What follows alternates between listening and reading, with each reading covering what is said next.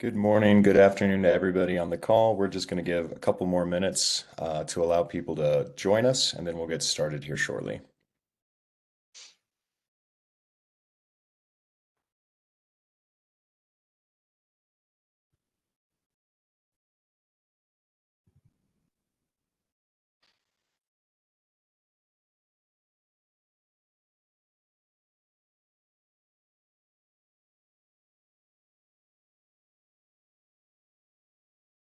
Alrighty, I see those attendees trickling up. I think it's probably about time to get started. Patrice, Gustavo, you guys ready? Ready when you are. Perfect. Well, welcome everybody. Yes.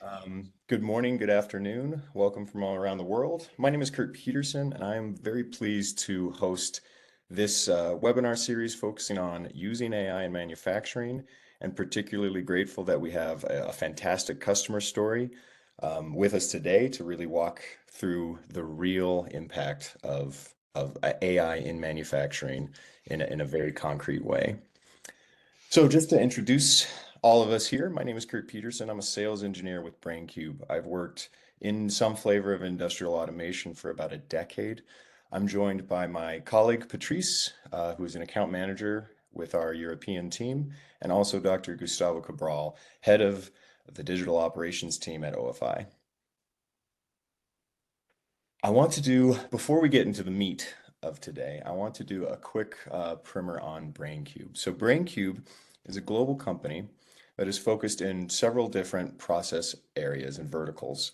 So we help customers across the globe in paper, in metals, in food and beverage, in construction materials. Really a wide range of applications are a really good fit for our product.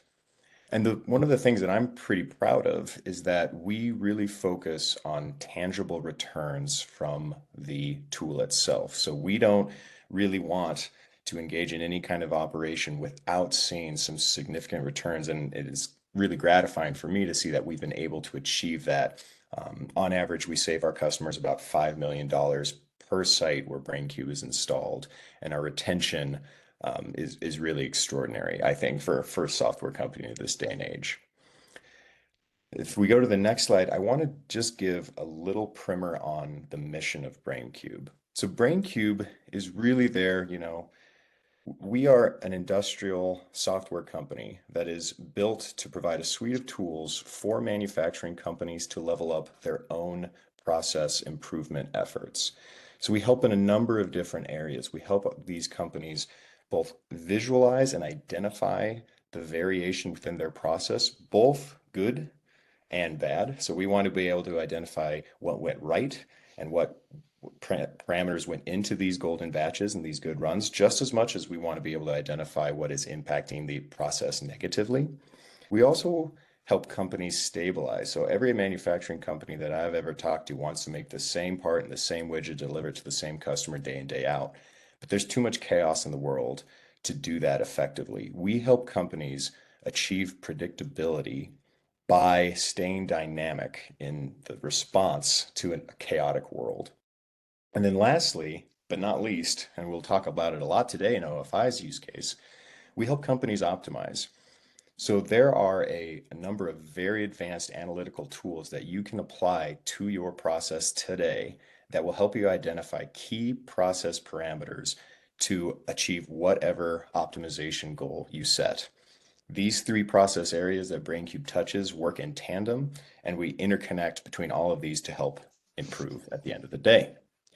So with that, that's enough about me. That's enough about Braincube. Let's talk about something real. So Patrice, I'll hand it over to you to help us set the stage. Thank you, Kurt. And good afternoon, everybody. My name is Patrice Uzezo, and I'm part of Braincube's commercial team as account manager in charge of OFI Global Account. I've had the pleasure to work with Gustavo for over 2 years now, and it's a privilege for me to introduce him today. I take the opportunity to thank him once again for accepting our invitation and for sharing his views and experience, which I have no doubt will benefit you as participants to this webinar. Gustavo is a passionate man who likes to set high standards to himself and the people he works with. He is a marathon runner which means that he knows how to stay put and consistent in front of demanding challenges, even in the long run. He holds a PhD from American University, therefore it is legitimate for me to call him Dr. Gustavo Cabral. Gustavo is passionate about digital transformation and follows this passion with a high sense of execution. He's had several senior and global positions in the digital field, such as Senior Manager International Engineering and Digital Transformation for Western Europe, North America, Latin America, and APAC region at Enkel, then as Global Digital Lead for Operations at OFI. He is currently part of the Group Digital and IT Leadership team at OFI in the position of Vice President of OFI's Digital Operations, in which he is spearheading the digital transformation of OFI. Without further ado, I leave the virtual floor to Dr. Gustavo Cabral. Thank you for the kind words, Patrice. Welcome, everybody. Greetings from Amsterdam. I would like to talk today about some of our use cases using Braincube in our operations, but most importantly, how it fits into the OFI's digital strategy. We have been working in digital for several years now, making some progress in one area and in the other. And Braincube has been a very reliable partner and an integral part of our strategy. But first, I would like to introduce you to our company, OFI. So we are a company that operates behind the curtains. We are a B2B company, so we're not going to know many of our brands, as we are, I like to say, the brand behind the brands. So OFI is part of the Olam Group, based officially in Singapore, with a now carve out, and we are separated from the group since 2020. It's a process, of course, and being headquartered and dual listed also in Singapore and London. We operate in 5 different product platforms: cocoa, coffee, dairy, spices, and nuts. And we have just now launched a new one. It's called FBS, the Food and Beverage Solutions, where we work with our customers in producing as a shelf-ready products. We have some leadership positions in many of those categories that you see here. We have about 20% of the global cocoa, 10% of the global coffee, and some leadership positions in some categories in nuts and spices. We have, for example, the largest plantation of black pepper in the world. So it's in Brazil. We have large plantations in farms of coffee in Tanzania and Zambia with over 10,000 people working. We have operations basically all over the world. So interesting thing about our company is that in all those categories, we are to some extent virtually integrated. So we own the seed technology, we own the farms, we own the harvesting technology, the processing technology, and also the packaging. So we can go really from the grass to the shelf in many of our products and categories, which is something that we like to explore. And if you think about the uses of AI and the potential that we have, if you have vertically integrated, that's where actually we have the highest potential, which is I can influence something right at the beginning of the supply chain that can impact my final product and delight my customer better at the end. More about our company. So I believe the most impressive number from all of those that you see here is the amount of farmers that we collaborate with. So 2.75 million farmers all over the world. And we source from basically most of the agricultural countries over the world. And think about the regulations we have today on traceability. We need to collaborate with them closely. That means we need to be able to share data also with all of them. One good example is the EUDR, the European Deforestation Regulation, that we fulfilling. So starting January 2025 in coffee and cocoa in our categories. Of course, it applies also to rubber, wood, and other ones. For us, it applies mainly to coffee and cocoa. We need to be able to track each finished good coming out of our plants straight to the plot of land where they origin from. So, and that requires a whole mechanism of traceability with the company, and of course, tools for that. We have over 110 manufacturing facilities. So last year alone, we started 5 new plants and expansions. And we have a diverse level of automation and technology stack in those facilities. You can imagine that the high advanced facilities for dairy, coffee, and cocoa, for example, they have high standards. They have the full automation stack from the, let's say, the sensors and actuators passing through advanced PLC systems and DCS, SCADA, and up to the cloud. We operate, for example, a grain field in New Zealand that can process 1 million liters of milk a day with 8 people. We have a cocoa processing facility in the Netherlands that processes about 3% of the global cocoa with 17 operators and per shift. So it's a highly automated environment, but at the same time, look at the other product platforms we have, which they have scattered products. For example, in nuts, we have different categories, so dozens of categories within nuts, and the same for spices. And also the plants represent the businesses as is. They're going to be scattered around with different levels of technology, some legacy systems. You can, if you go to those plants, you're going to see that you have all sorts of PLCs, sensors, actuators, and that makes automating them a lot more difficult in terms of coming from an heterogeneous infrastructure, and the need for platforms, scalable platforms, even more important, which is where we do what we do with Braincube. In terms of geography, we operate basically in the tropics for the origination, and that's where most of the food is produced in the world. But we have processing facilities all over the world, with a few exceptions. You see here several centers of production in Southeast Asia. We have alone in Vietnam over 20 plants. Same for North America, and same also for West Africa and Europe. Those constitute basically our footprint. We are a truly global company with people all around the world.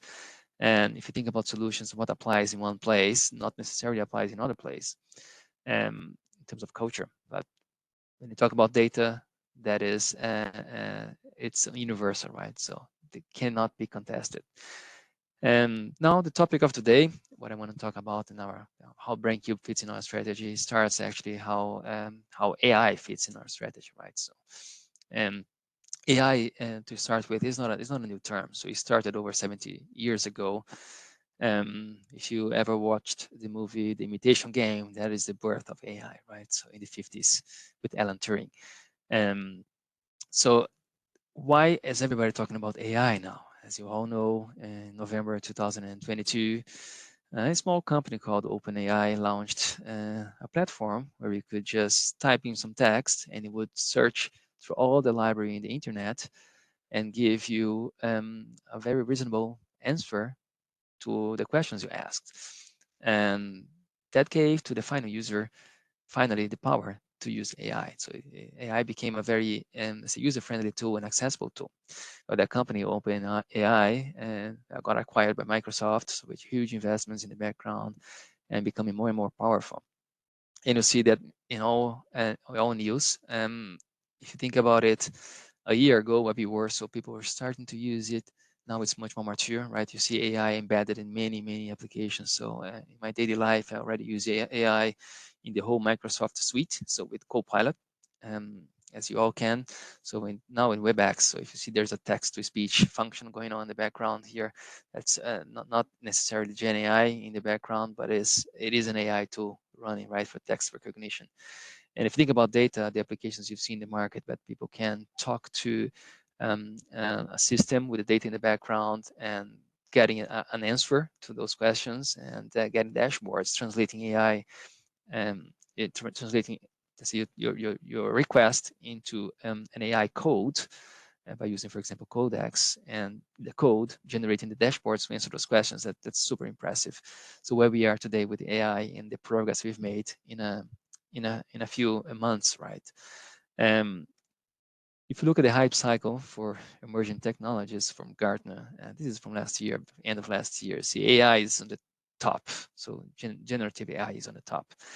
And I think now we are starting to go down the slope with AI. We already seen the potential. It's very impressive how ChatGPT became, at that time, the fastest growth platform in the world, ahead of TikTok Instagram and Facebook and so on. It got surpassed by Threads in the mid of last year, but Threads didn't manage to retain the customer base, so they went down very quickly to achieve the 100 million users mark. But ChatGPT, since it's so user-friendly, so easy to use, so accessible, got a very vast number of users quickly. And the main uses that I see of AI in industry, if you think about the verbs, so what it can do with AI, right? So in the past, I remember 20 years ago when you start to using some correlation analysis, some optimization algorithms. So you think about operational research, for example. Those are optimization algorithms. You use it to basically optimize things, to predict and automate some functions, and monitor and identify patterns, etc. And GenAI first, it brought this to a much faster speed and much more accessible. So now thinking about large language models and let's say think about ChatGPT, right? GPT 3.5 had 175 billion parameters. GPT-4 came with 1.78 trillion parameters. It's super impressive. So 20 years ago, you would build a multimodal and model. You could not run it in a simple engine. You would need a supercomputer for that. And now what we do with trillions of parameters and the computing power you have today, it's extremely impressive. So, and you can use it and to create, summarize, find, review. So those are some of the main verbs: analyze, explain, and recommend. And so if you think about applications in your company and where you could use it, you think about those verbs, where they are needed by the people and where you could apply them. And to categorize the main uses in our company, the way I see, especially in operations, I see a lot of uses in improving efficiency and productivity and reducing costs. So improving customer service, of course, operations, especially in our company, it's linked, strongly linked with customer service. So especially in the B2B business. So improving customer service is something we can do with our AI applications. And of course, we want to foster innovation. But how can AI then support us to build our factory of the future? First thing, I believe one of the main underestimated powers of AI and Gen AI coming is the ability to tackle some of those niche use cases that you could not do years ago, or even months ago. Imagine those small cases that you have, so some small problems. Let's say I want to optimize one production line or one machine only. That would take developing a whole algorithm and building a team, testing that, a lot of effort, a lot of programming power, and you could not do that. So it was just cost prohibitive. With Gen AI, you can easily program by using natural language, and you could tackle in minutes what would take you days to program yourself. So you can create, let's say, a sentiment algorithm now with a few sentences, and that would analyze all your teams, for example, your team's calls, and tell you how the meeting went. So you can do that with our text here from WebEx right now, if you want to. I like this chart from Professor Andrew Nguyen. So I got some of my learnings in AI from him. I took his course 10 years ago, which I believe 8 million people in the world also took. Very popular one. So that's where I got my first uses of AI. I applied that in some of the European funded projects.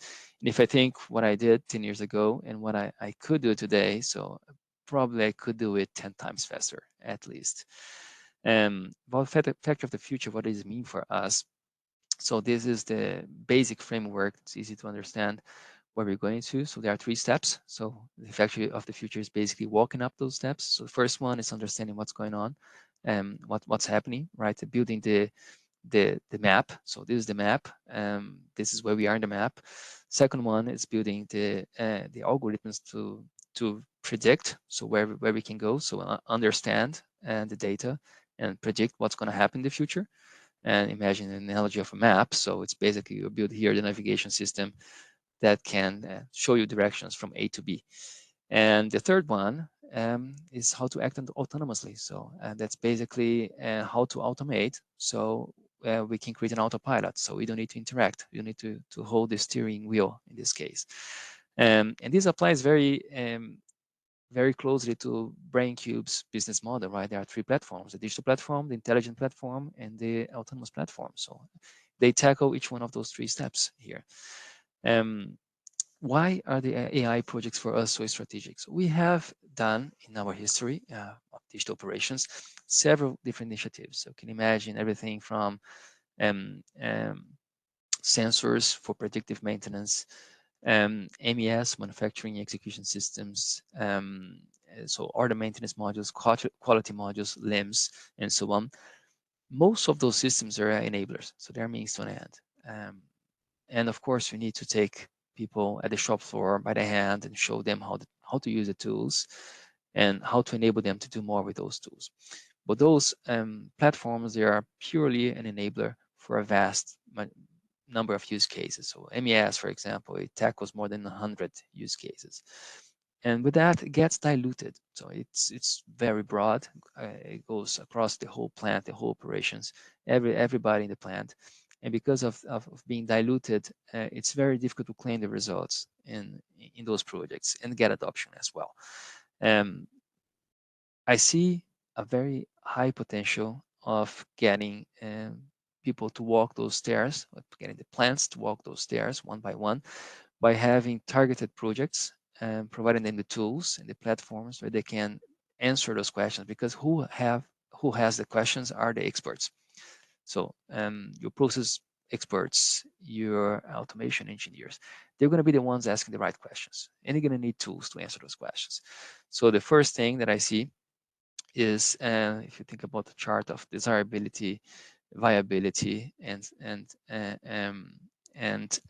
feasibility. So that's exactly what you see here. The desirability has to be desired by people, right? So it's all about enabling people to do more. If they have a problem, they desire to have a tool.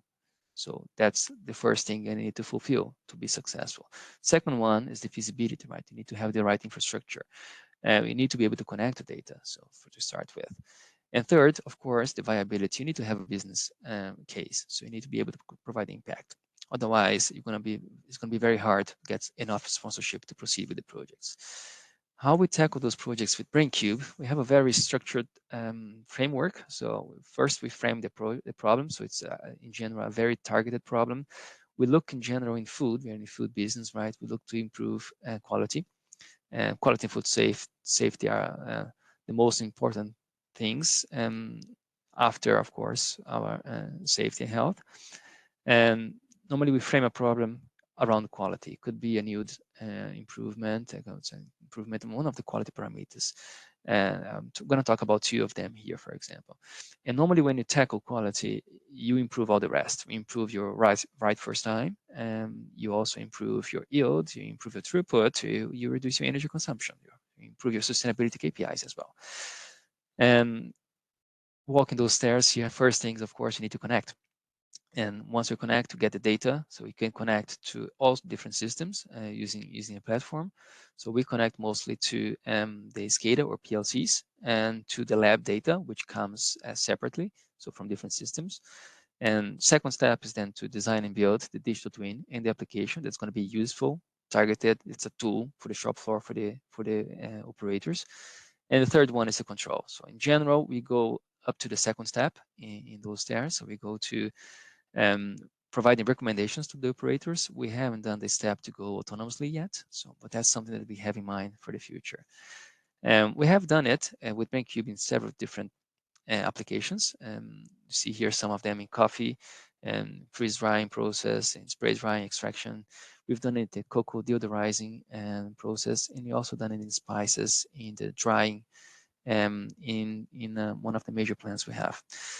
I'm going to focus now on two use cases, simple ones that show the potential of the tool. We are now scaling up to different plants, so we have a plan for that. Some budgets approved, some ongoing projects. And the two simple use cases I want to show to you, hope we're going to show and depict how this can be applied in your business, in your operations. So first one is in spices. So we have all different kinds of spices, and we also have onions and garlic. We have the largest onion processing facility in the world. It's in California, close to San Francisco. In that facility, we process about 1.6 million onions a day. I like to say it was the most emotional visit in my whole career. So, especially when I went up to the slicers where they slice all those onions, and I could barely see after going up there. So the process starts with dumping the onions that come from the farms. So we own the seed technology. A normal onion has about 16% moisture. Our special onions, they have about 26% solids. So they have more solids than the average. That means we have more yield per hectare, which is very important for sustainability, right? So most of our footprint is in the origination, it's not in the processing. Um, then we have, of course, to clean them. For the garlic, we still have to age them for a little bit, a few weeks. And then there is a dry preparation, wet preparation. We store them, milling and pre-milling storage. And of course, oh, I jumped here. Of course, we have these slicers and dryers. If you look at the whole process chain, um, the dryers are where the most value addition happens and where you use most of the energy, and it's the bottleneck of the process. That's why first frame the problem. So that's where we should tackle. It's the bottleneck process. That's where it's where we have the kill step. So it's our critical control point is in that step. So some of the points that we measure. And the issue that we had there is, we can call it variability, right? So if you take all the quality measurements along the time of the moisture, that's the parameter we're trying to optimize here. We plotted those, and we see there's a certain variability of the curve. You can think, let's say the specification from our customer is 5%. Because of this variability, to make sure that most um, of your product is within the specification, you have to shift this whole curve to the left, and that shifts also your average to the left. And the gap between the customer specification and the average that you have is actually yield loss. So basically, if you specify specification is 5%, you are delivering 3%, you are losing 2% of yield. And the target of this project was first identify which dryer had the most potential to prove the technology and to train our people. And we look at all of them, and we selected dryer number 7. We did it in 1 year, that whole project, and we proved it. Great results, and the team was very happy with having the tool. So we ran the cycle, framing the problem, specifying it, so building the application, putting the shop floor, and giving the recommendation for the operators. So it was also a training platform for them. And afterwards, last year, we managed to scale to all of the other dryers here after proving the technology once. But the main thing here is that we challenged old habits. First, this plant is over 40 years old, and we have people there that have been with the plant since the start, since the beginning. There was a belief in the plant that you should slow down the dryers at night because, okay, it's colder outside, there is more moisture in the atmosphere, so we need to run slower so we have more time to dry the onions and instead of the dryers. We ran the parameter analysis. The first thing we do, we run a correlation analysis to see which parameters, which process parameters are impacting your targeted parameter the most, which is moisture in this case. And we saw there was no correlation. So then first thing, tell everybody, don't slow down your dryers so you can run the same speed at night. That's the first step of improving yield, right? So they could have done it without Braincube for a long time, right? If they had the data, but making it visual, making it useful, putting it in front of them, made it very, very clear and made people then change the old habits and making decisions. So they making better decisions based on data. So, and that's, I think, the true digital transformations, when people stop using only their experience in making decisions, but also using data and asking questions related to data. So we were able to improve the yield. That was, let's say, improve the moisture, and the yield was the target. But at the same time, we build the infrastructure. So we have to connect. I have to need a server for that, need a data platform for that.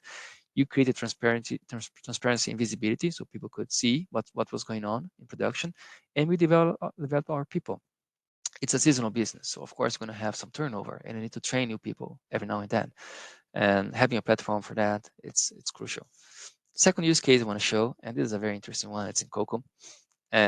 Cocoa has a process called deodorizing, which is basically stripping volatiles out of cocoa butter by using steam. So in this process is a direct yield loss. The normal target of FFA, so the free fatty acid, it's one of the main, let's say, quality parameters we're targeting here, is about 1.75%. It depends on the customer. That you can take that as a reference. And due to the same problem as before, so we're going to have a lot of variability in the process. We were blending a lot of butter because of variability. Sometimes you get 1.5, sometimes we get 1.8, and you have to blend both to have the target parameter, right, of 1.75. Same thing as before.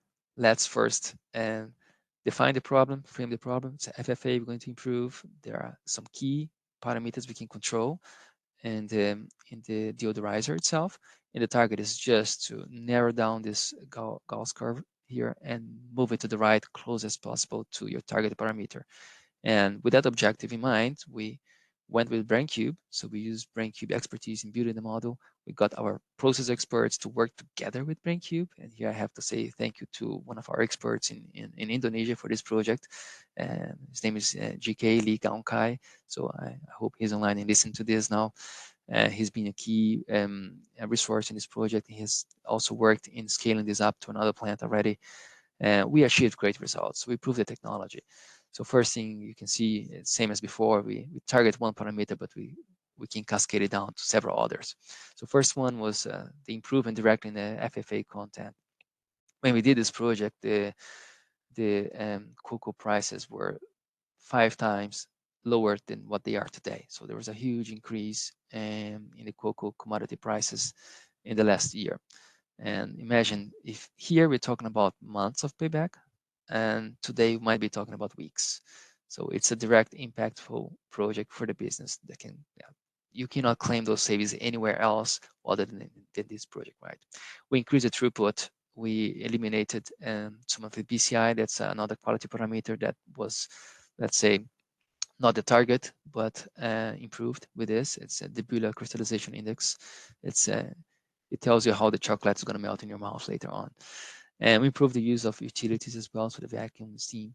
And most importantly, we improved our people. So there start to be data-driven, use data, see dashboards. Those operators in the shop floor, they need tools. They have the right questions, they have the right experience. If you think if your workforce is aging and retiring and getting away, going away, and you're missing the opportunity of harvesting that knowledge that you can harvest now in the form of algorithms and dashboards, right? So a few lessons learned here. AI and the work with Braincube, it's not about the technology itself and just put it in the shop floor and yeah, it's going to work on its own. It's about enabling your people to do more. So we need to really have the end users in mind and focus on addressing their concerns and answering their questions and supporting them in doing more. That's why we call a co-pilot and not an autopilot. And I like to say it's not magic. You need the domain expertise. And I like to say that getting a data analyst to develop a tool for you and provide a tool always requires a domain expert to work together. And once you build the platform, it's a self-service platform. So you're going to continue to use the domain expert, and the job of the data analyst is going to be different now. It's going to be more providing the tools, setting up the tools, rather than answering the questions himself. Because the experts, and they're going to be able to answer the questions by themselves as a self-service platform. And Braincube is very useful for this. So it's let's say, the drag and drop functionalities, user-friendly functionalities. And now with the new investment round that Braincube just got last year in November, I think there's more in the pipeline to come that they can talk about. I'm very curious to see, looking forward to that. And of course, good data is the foundation. And you probably know this acronym GIGO, so garbage in, garbage out. If you don't have good data, you're not going to have the good results as well. We have plenty of use cases for this. We had a very impressive turnaround in one of the projects where we got the right expert to work on them and managed to get the good results after a while. And of course, CRAT is another acronym I like, so which is your data has to be contextualized, reliable, actionable, timely. So we need to act on data from now, real time, and not from data from last year, right? And it might seem very simple.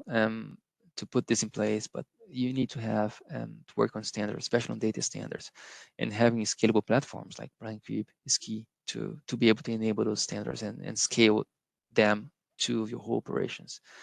Working with those international standards is going to facilitate as well in life. There are a few of them in the market. Most companies work with proprietary standards, so we are looking forward to implement some of the open source standards coming live now. And we are looking at the standards coming in Europe as they have a vast adoption compared to other standards. But Braincube is our platform where we use it for process optimization. So, all right. So benefits from Braincube, of course, we do it for the people. We make those projects for the people with the people.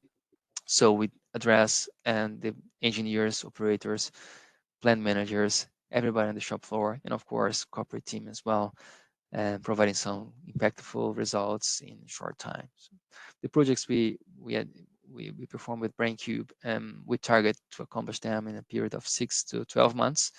Looking forward to be able to scale at faster speed. So once we have the first one in the plan, the second one is going to be faster. And the bottleneck has been most of the time our own knowledge, our own people, and connectivity. So building easy connectivity is also going to help a lot to scale at faster speed. All right. Thank you so much for the time. So now I'm going to open for Q&A. So any questions? Awesome. No, thank you so much, Gustavo. That was wonderful. I have got a question that I'm going to open up because I'm the speaker and I get to do that. You talked about garbage in, garbage out. A data foundation is incredibly important for these kind of AI things. From my very biased perspective, that's one of the things that Braincube really focuses on is creating that digital twin, which is a contextualized data foundation to run any of this. I'm kind of curious, did you have experience running AI projects when you weren't using something like that? What was the success or not thereof? Like, I'm just kind of curious on a non-Braincube version of that. Well, we have had some examples also with Braincube of connecting the wrong tags Mm, and realizing that later. So, yeah. and it took us some time to realize that. It took us to get an expert. And one of the examples is easy on the deodorizer that I just showed. It's a real life example we had. We were collecting the samples from the butter for testing in different places, at the storage tanks and not at the exit of the deodorizer. And the storage tank, you can think of an accumulator.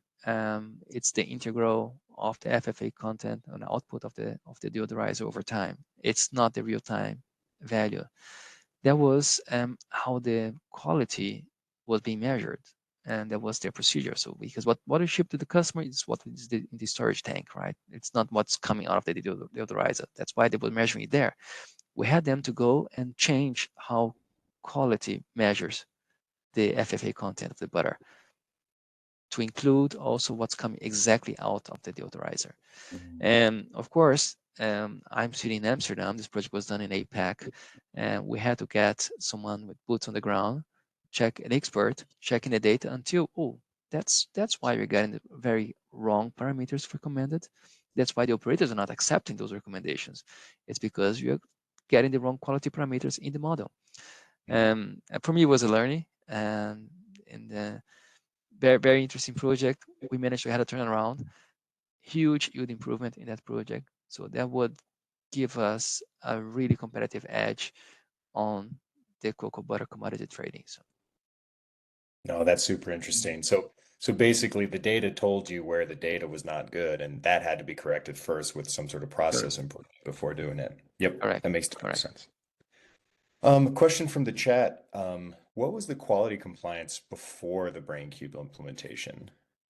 And I think that's on the deodorizer, but We do have high RFT numbers, so we are into 99 point something percentage in most of our businesses, including cocoa. That's at 99.7,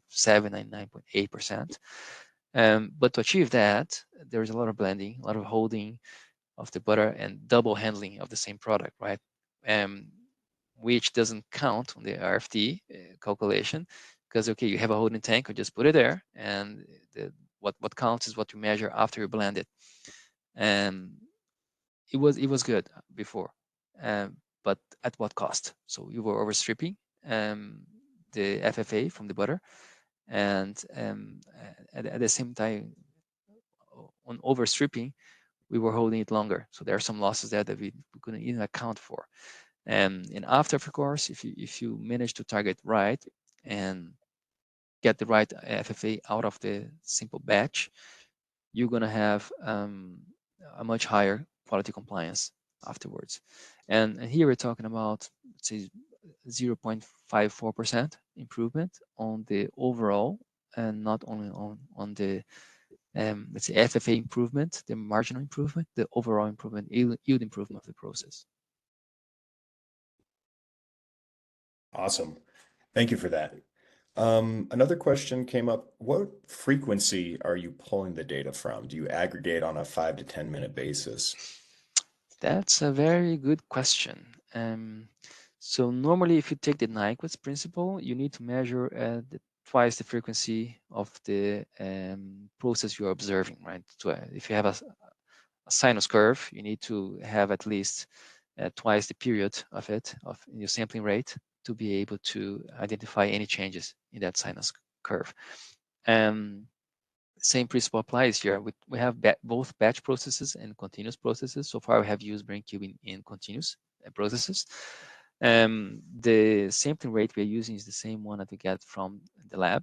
So it can be anywhere between one measurement every 15 minutes to one measurement every 2 hours.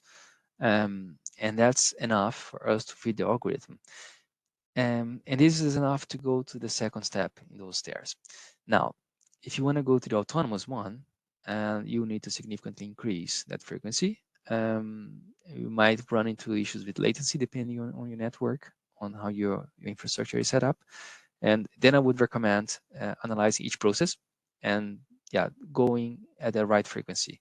It can be for food processing anywhere between 1 point per second and 1 point per minute. It should be more than enough in most processes. In our case, because we're doing measurement of quality in the lab, in a few processes we have inline measurement of quality, let's say metal detection and fuel level. Those all have inline, of course. FFA we have in 2 plants, projects ongoing to have inline measurement. But most processes the data is coming from the lab, and you cannot do get data from the lab in high frequency, right? So. Yep. Makes total sense. And that's a big challenge that we run into often is how do you correlate and associate those lab results with the actual production environments which produce them? Very challenging. One of the other questions was, what is a typical implementation timeline for Braincube? I believe I answered that, right? So it takes us, it depends on your technology stack. It depends on your people, how digitally savvy they are. So, and for us, in our experience, it takes from 6 to 12 months to have it implemented and adopted. A normal timeline would be around 6 months.